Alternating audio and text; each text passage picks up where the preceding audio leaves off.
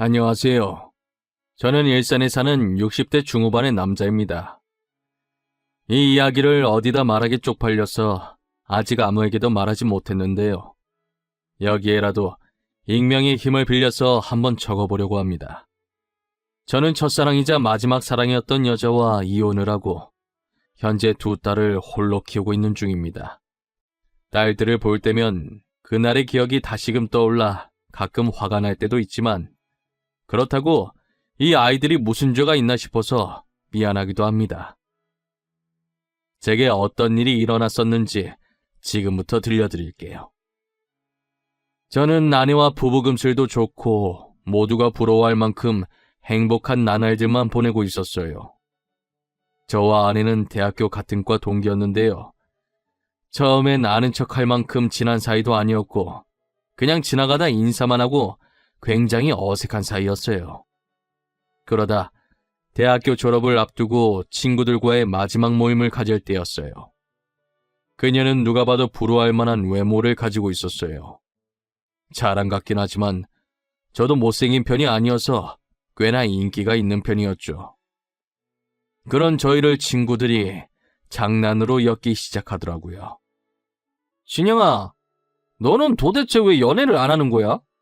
솔직히 너 좋다고 따라다니는 여자도 많잖아. 이해를 할 수가 없네. 나였으면 그중 한 명이랑 잘해봤겠다. 그니까 내 말이 그 말이야. 우리는 따라다니는 여자가 없어서 연애를 못하는데 쟤는 진짜 복에 겨운 놈이라니까. 진짜 재수없어. 근데 유은이도 이번에 헤어지지 않았나? 진영아, 너 유은이는 어때? 별로야? 유은이도 인기 많잖아. 이렇게 보니까 너네 둘 잘 어울린다. 그러네. 둘이 진짜 잘 어울려. 유은아, 진영이 어때? 진영이 저놈 진짜 괜찮은 놈이야. 내가 장담할 수 있다니까? 얼굴도 반반하잖아. 너네 진짜 왜 그러냐? 유은이 불편하게. 그리고 나도 불편해. 그만해 이것들아. 너네나 빨리 짝 찾아서 연애하든가. 저는 이런 장난 어색하지만 아내는 괜히 불편할까봐 친구들을 말리기 시작했어요. 그러다가 친구들과 헤어지고 집에 가는 길에 그녀가 대뜸 저를 붙잡더라고요. 나 너한테 할 말이 있는데. 이거 진짜 빈말 아니고 애들이 사귀라고 해서 하는 말도 아니야. 나 진심으로 너 좋아해. 사실 입학하고 새내기 때부터 너를 짝사랑하고 있었어. 나를? 네가 나를 왜? 그리고 너 얼마 전에 남자친구랑 헤어진 거 아니었어? 그런데 갑자기 나를 짝사랑하고 있었다고? 무슨 말이야. 장난치지 마. 사실 너가 연애에 관심이 없는 것 같아서 고백을 못했어. 그리고 내가 거절을 못하는 성격이라 전 남자친구가 나한테 고백하길래 잠깐 만났던 것뿐이야. 나 지금 너무 당황스러워. 너 애들이 아까 장난쳐서 순간의 감정 아니야? 지금 나를 친구로서 좋아하는 건데 남자로서 좋아하는 거라고 착각한 걸 수도 있잖아. 절대 착각 아니야. 너 정말 좋아해. 너랑 같이 학교 다니고 싶어서 너 군대 가 있는 동안 휴학도 했어. 나 정말 진심이야. 내 감정인데 내가 착각할 리가 없잖아.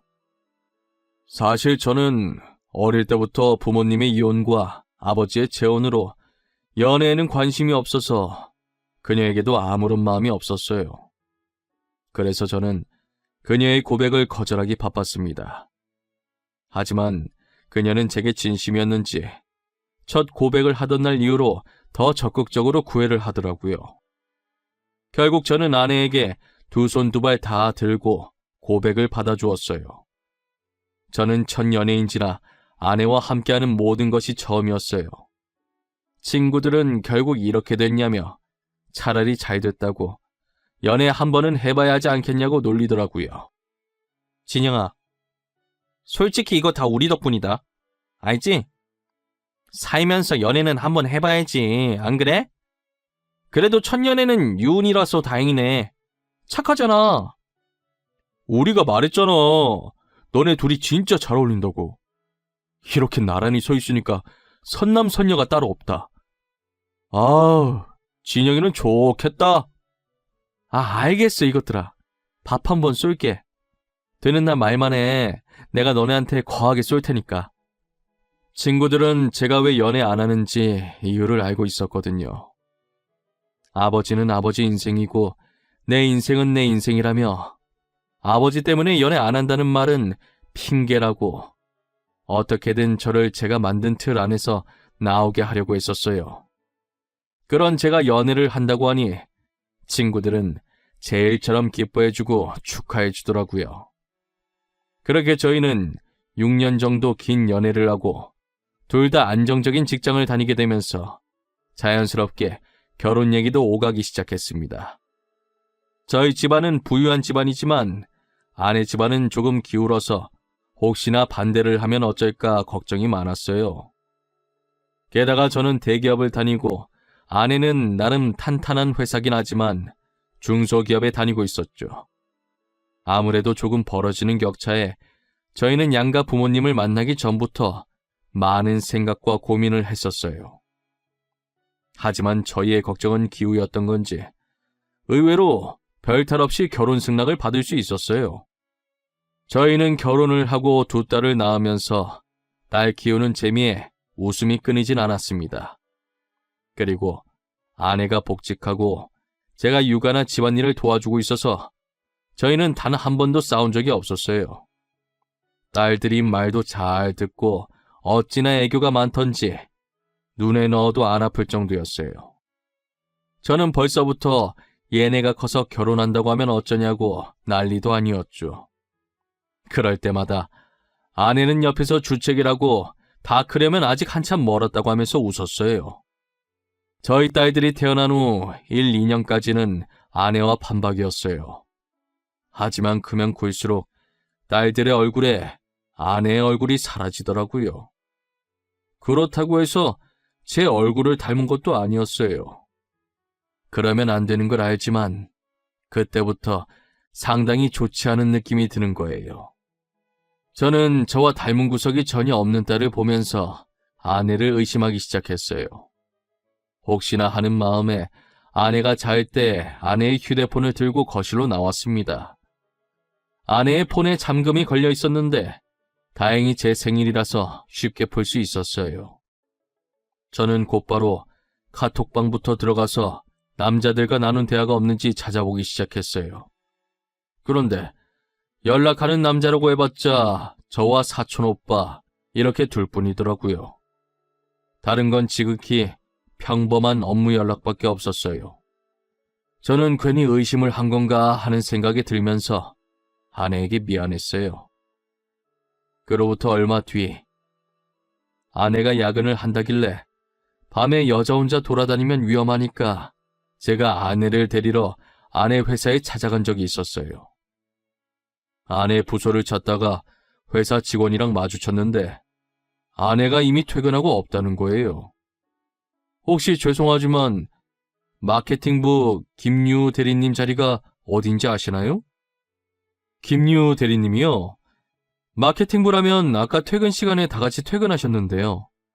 그런데 무슨 일 때문에 그러세요? 지금 이 시간이면 야근하는 사람 말곤 다 퇴근하셨어요. 김유은 대리 남편인데요. 오늘 야근한다고 하길래 데리러 왔거든요. 제가 잘못 알았나 봐요. 일하시는데 방해했네요. 죄송합니다. 아내가 퇴근했다는 얘기를 들은 저는 도대체 왜 거짓말을 한 건가 싶었어요. 그렇다면 지금 아내는 어디에 갔을까 생각하게 되었죠. 결국 저는 다시 아내의 외도를 의심하기 시작했습니다. 다음 날에도 아내는 프로젝트 때문에 야근을 한다고 하더라고요. 저는 이날 아내의 뒤를 몰래 쫓아가 보기로 마음먹었어요. 저희 회사가 아내 회사보다 일찍 마치기 때문에 퇴근하자마자 아내 회사로 갔습니다. 아내 회사 주차장에서 몰래 아내가 나오기만을 지켜보고 있는데 아내가 어떤 남자와 같이 회사에 나오더니 나란히 한 차에 올라타더라고요. 남자의 얼굴을 자세히 보는데 아내의 사촌 오빠였어요. 저는 아내에게 사촌 오빠와 같은 회사에서 일한다는 얘기를 들은 적이 있었어요. 하지만 사촌 오빠의 약속이 있다고 제게 사실대로 말하면 됐을 일을 왜 굳이 거짓말까지 치면서 만나는 건가 싶었어요. 저는 아내가 타고 있는 차 뒤를 바짝 붙어서 쫓아가기 시작했어요. 혹시라도 놓칠세라 잔뜩 긴장한 상태로 운전해서 그런지 손에 땀이 다 나더라고요. 그들이 도착한 곳은 호텔이었어요. 둘은 익숙한 듯 자연스럽게 체크인하고 들어가더라고요. 저는 들어가는 모습과 체크인하는 모습을 몰래 동영상으로 찍어놓았어요. 혹시나 해서 찍어두긴 했지만 도대체 사촌 오빠와 단 둘이서 호텔에 들어갈 일이 뭐가 있나 싶었죠. 일단 외간 남자는 보이지 않는 것 같아서 혼자 집으로 돌아왔습니다. 아내는 늦은 밤이 되어서야 집에 들어왔어요. 분명 아내는 제게 먼저 자고 있으라고 문자를 보냈었는데 제가 안 자고 거실에 앉아 있으니 문 열고 들어오는 순간 까무라치게 놀라더라고요. 뭐야 당신, 왜 이렇게 놀라는 거야? 귀신이라도 본 사람 마냥. 뭐 죄 지은 거라도 있나 봐? 죄는 무슨, 아무것도 아니야. 근데 당신 왜 안 자고 있었어? 내가 먼저 자라고 문자 보내놨잖아. 내일 출근 안 해? 일찍 일어나야 하는 거 아니야? 그러는 당신은 왜 이제 와? 나한테는 야근한다고 하더니 사촌 오빠랑 약속 있었던 거 왜 말 안 했어? 당신이 그걸 어떻게 알았어? 내가 사촌 오빠랑 약속 있었던 거 어떻게 알았냐고. 혹시 내 뒷조사하고 다녔어? 왜 이렇게 흥분을 해? 그냥 오늘 나도 늦게 맞춰서 같이 가려고 데리러 갔는데 직원이 당신 사촌 오빠랑 같이 퇴근했다고 하길래 말한 거야. 아, 그랬어?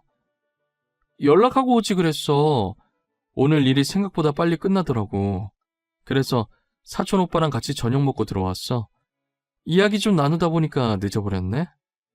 아내는 당황해하더니 나름 자기 딴의 변명을 늘어놓더라고요. 저는 끝까지 거짓말을 하길래 뭔가 있다고 생각하고 증거를 모아야겠다는 생각이 들었어요. 그날도 어김없이 아내가 자는 틈을 타 아내의 휴대폰을 몰래 봤어요. 그런데 아내의 카톡에 있던 사촌 오빠와의 대화는 평범하더라고요. 일상적인 상사 뒷담과 나중에 점심시간에 뭐 먹을 건지 이런 내용밖에 없더라고요. 혹시나 해서 전화 기록을 봤는데 카톡보다는 주로 전화를 자주 하는 것 같았어요. 저는 카톡은 포기하고 둘이 직접적으로 만나는 증거들을 모아야겠다고 생각했어요. 아내가 야근이 있다고 하는 날이면 저는 퇴근을 하고 바로 아내의 회사로 달려갔어요. 아내는 퇴근 시간에 맞춰서 사촌 오빠와 함께 회사를 나오더라고요. 저는 또다시 야근한다고 거짓말한 아내에게 화가 났어요. 회사로 나온 이들은 그때 둘이서 갔던 그 호텔로 들어가더라고요. 이 모든 것은 제가 영상으로 다 담아놨고요. 저는 로비에서 그들이 나올 때까지 기다렸습니다. 3시간 정도 흘렀을까? 저는 엘리베이터 문이 열리는 순간 내리려고 하는 두 사람에게 다가갔고 그런 저를 아내가 발견하고 엄청 놀란 표정을 짓더라고요. 여보, 아니야. 나 진짜 아니야. 당신이 생각하는 그거 정말 아니다. 오해하면 안 돼. 나 아직 아무 말도 안 했는데 뭐가 아니야? 무슨 오해? 내 눈앞에 벌어진 상황 말하는 거야? 사촌 오빠랑 둘이 있는데 무슨 오해를 하겠어? 가족끼리. 맞아. 가족끼리 밥 먹으러 온 거야. 오늘 분명 야근할 줄 알았는데 안 하더라고. 그래서 그냥 여기 호텔 음식이 맛있다고 하길래 저녁으로 그거 먹으러 온 거야. 그래? 그럼 그렇다고 나한테 처음부터 말하면 됐잖아. 야근할 줄 알았는데 안 하더라. 그래서 사촌 오빠랑 밥 먹고 가겠다. 이 말이 그렇게 어려운 거야? 제 말에 아내는 되도 않는 변명만 늘어놓기 시작하는데 사촌 오빠는 옆에서 바지 주머니에 손 꽂고 저를 쳐다만 보고 있더라고요. 그렇게 한참을 보다가 입을 여는데 제게 하는 말이 가관이었어요. 저기요. 이왕 이렇게 된 거 그냥 유은이랑 이혼해 주세요. 저 더 이상 숨어 다니고 싶지 않네요. 당당하게 유은이 만나고 싶어요. 그게 무슨 소리예요? 당당하게 유은이 만나고 싶다니요? 지금 뭐 둘이서 연애라도 하겠다는 거예요? 이미 눈치챈 거 아니었어요?